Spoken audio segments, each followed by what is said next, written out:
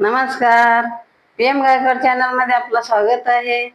आज आपण बनवूया शेंगदाण्याचे लड्डू. 1 वाटी मी शेंगदाणे घेतले आहे.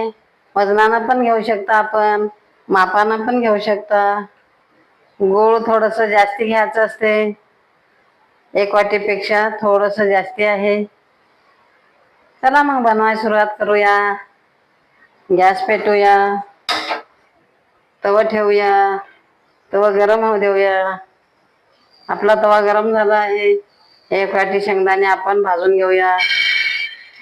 शेंगदाण्याला फिरवूया.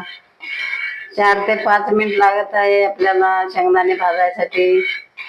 स्लो गॅसवर आपण शेंगदाणे खमंग भाजून घेऊया. आपले शेंगदाणे भाजले का बघूया. आपले शेंगदाणे भाजले आहेत.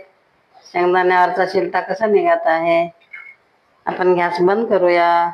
शेंगदाणे प्लेट मध्ये काढूया. शेंगदाण्याला 2 मिनिटं थंड होऊ देऊया. 2 मिनिटं झाले आहे. आपले शेंगदाणे थंड झाले का बघूया. आपले शेंगदाणे थंड झाले आहे. शेंगदाण्याचा शिलटा काढूया. असं सोडल्याने शेंगदाण्याचा शिलटा चांगला निघत आहे. शेंगदाण्याचा शिलटा पूर्ण काढून झाला आहे. असे एकातून 2 करायचं असते. शेंगदाण्याचा लड्डू बनवायसाठी आपण पाक बनवून घेऊया. गॅस पेटवूया, कढई ठेवूया, कढई गरम होऊ देऊया. आपला कढई गरम झाला आहे. 1 वाटी गूळ टाकूया. आता सारखं सारखं फिरवूया. गॅस स्लो करूया. आपण जेवढे शेंगदाणे घेतलं त्याच्यापेक्षा थोडस जास्ती असायला पाहिजे गूळ. पाणी, तूप, तेल काही टाकायचं नसते. या पद्धतीनं बनवल्यावर उपासाला पण खाऊ शकता आपण लाडू, असंच पण खाऊ शकता. थंडीच्या दिवसात आणि पावसाळ्यामध्ये गुळाचे लाडू चांगले असतात. शेंगदाणे गूळ टाकून बनवलेले पौष्टिक असतात. पाकाला कसे बुडबुड्या येत आहेत. याला तार बनवायचं नसते. आपला पाक तयार झाला आहे. आपण गॅस बंद करूया. भाजून घेतलेले शेंगदाणे टाकूया. 1 मिनिट फिरवूया.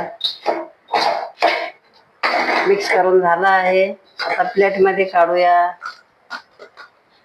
थोडस थंड होऊ देऊया, नाहीतर हाताला चटके बसतील. थंड झाला का बघूया.